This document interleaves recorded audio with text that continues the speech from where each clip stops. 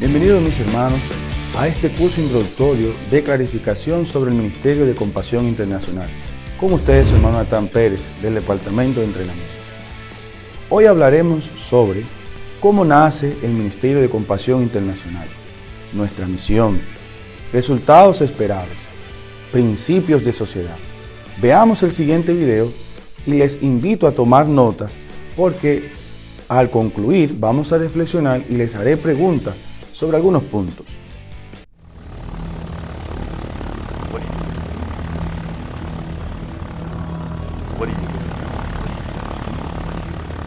are you going to do? What are you going to do? What are you going to do?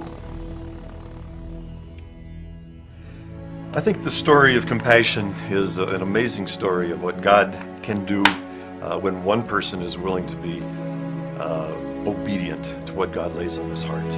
Let me explain. You got to go way back. It's an amazing heritage we have, but it began with one man. His name was Everett Swanson. He was a pastor, an evangelist in Chicago. He was invited to go speak to the troops in Korea during the conflict. And he had never been out of the country, and Korea was the other side of the world. He was far, far from home. And although it's an amazing, noble story now, it didn't begin so noble. It began with a petty theft. Everett Swanson, in one of his first days in the country, a little boy from the street grabbed his winter coat and ran off with it. And being a man from Chicago and accustomed to crime, well, he chased the little guy. And the little guy ran around the corner, and when Everett finally rounded the corner, a little huffing and puffing, the little boy was gone. But there was his coat lying in the doorway of one of the shops, along with a bunch of rags. And he thought, well, the little guy must have just thrown it there and ran even faster without it. So he went to pick up his coat, and what he discovered when he picked up his winter coat was the face of a frightened little boy huddling underneath it. And he was a thin little boy. His teeth were chattering, and next to him, the other rags suddenly came to life as well, and he discovered that here was a whole doorway, a group of little children all huddled underneath these rags, trying to keep warm in the midst of the bitter, bitter cold of Korea. Well, his heart was moved with compassion, I think you can say. And the first thing he did was go back to the restaurant that he had been in, and he got soup, and he came and he gave it to these half a dozen little children that were shivering there in the cold. And he went and he got blankets and did what he could. He couldn't sleep that night. He was troubled. He was praying for the children, and he got up early in the morning before the sun came up. Went back to see how the little ones were. And as he approached the doorway, he discovered something that really troubled him. There was a huge, big truck there, and there were soldiers there, and the soldiers had gone down into the little doorway, and they had shaken each one of these little piles of rags, and they were looking to see who didn't make it through the night.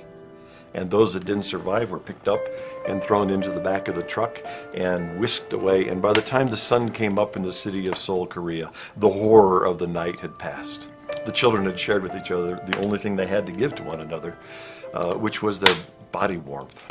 But as the truck went on down the road, he realized it's not just this doorway, it's that doorway and that doorway and that doorway. And he discovered from the people that these were the children whose parents had been killed in the war and had no place to go. The only thing they had for each other was their own warmth. The government was overwhelmed with the war. It was a poverty-stricken nation. The church virtually didn't exist back in those days. There was only 400,000 Christians in all of South Korea. Well, his time there was just a short few days in Korea as he preached to the troops, led many of them to Christ, if I remember Everett Swanson properly. But it was time to go, and he climbed on the airplane to head back to Chicago. And as this big man of God, with his heart so broken and so full, climbed on that plane to fly back, the engines began to drone in his ear, and then they began to form rhythms in his ear, and then they began to form words in his ear. And what he was hearing as he flew along was, so what are you going to do? What are you going to do? What are you going to do? What are you going to do?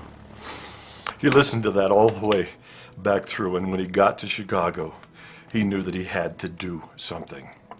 One of the very first things he did was tell one of his friends about what he had seen, the horror of it all, these frightened little frozen children.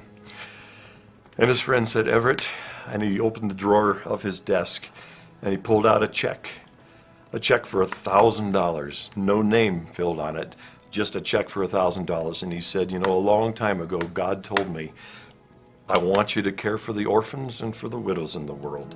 So when someone comes and tells you about that need, give it.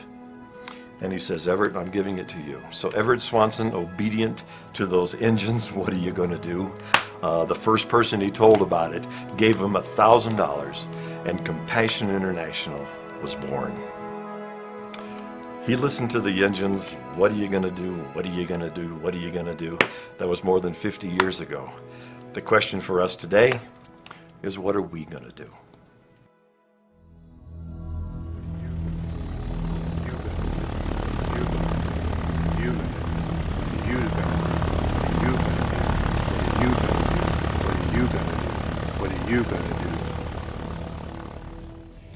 Preguntas de reflexión.